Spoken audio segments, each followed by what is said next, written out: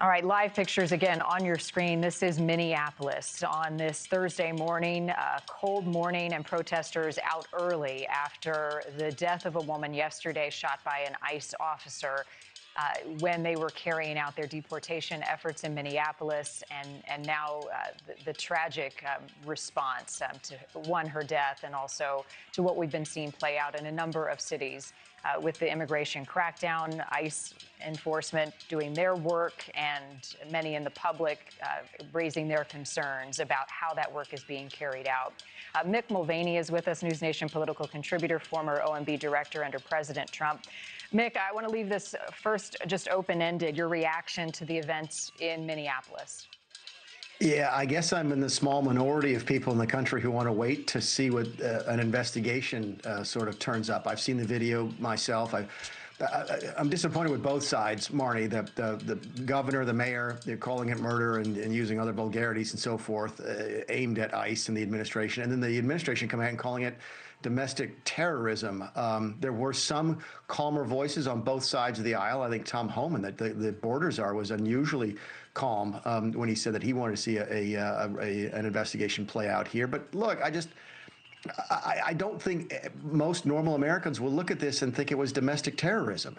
Was it justified? Maybe. It does look like the car hit the officer, and maybe the first shot at the very least was justified, but I don't think justified and legal is what people are feeling right now. They're feeling whether or not this is right or wrong, and it certainly doesn't look like domestic terrorism. Driving a car into a crowd of people at Charlottesville was domestic terrorism. Charlie Kirk's assassination was domestic terrorism. This looked like a protester who may have been out of line, but was just trying to get out of the way, and I don't think a lot of people think the penalty for that should be death. So it's a very, very volatile situation. You've also got the governor now threatening to bring in the state National Guard, which could further escalate things. So, yeah, I think it's a real difficult situation. I wish both sides had sort of approached it with a calmer head coming into where we are today. Yeah, I mean, you're absolutely right. The rush to judgment here certainly has not helped. I mean, the emotion involved, people are confused and they're frustrated and they're angry about what we're seeing, and both sides doubling down on their stance so early in an event like this can incite even more violence and confrontation. What is it going to take? You know, I think about the president in his national address. What was it, a week ago?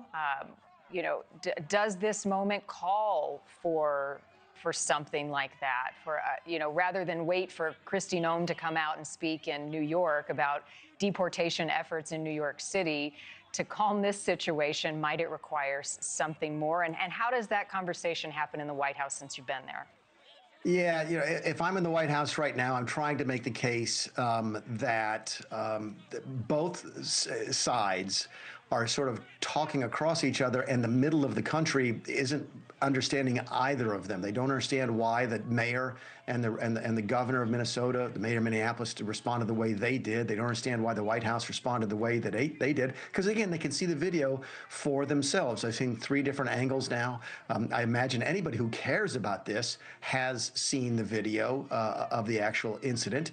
And both sides run the risk of sort of, you know, detaching themselves from where most of the country is. And that's a bad place for leadership of any party to be in. So hopefully that somebody does step up and take a leadership role. I actually, I watched Secretary of Homeland Security Kristi Noem's press conference yesterday. I thought the first 5 minutes was really good, really solid. What I would be looking for if I'm in the White House. She was calm. She was level-headed. It was a measured response. But then for some reason, she went into the discussions about domestic terrorism and the fraud within the Somali community, which has nothing to do with what happened yesterday. And again, I think most of the American public would look at that and say, what is she talking about? So sooner or later, we're going to have to have somebody step up and lead on this particular issue. Thank you for watching. Subscribe below and download our NewsNation app right now on your phone, and you will get fact-based, unbiased news for all Americans.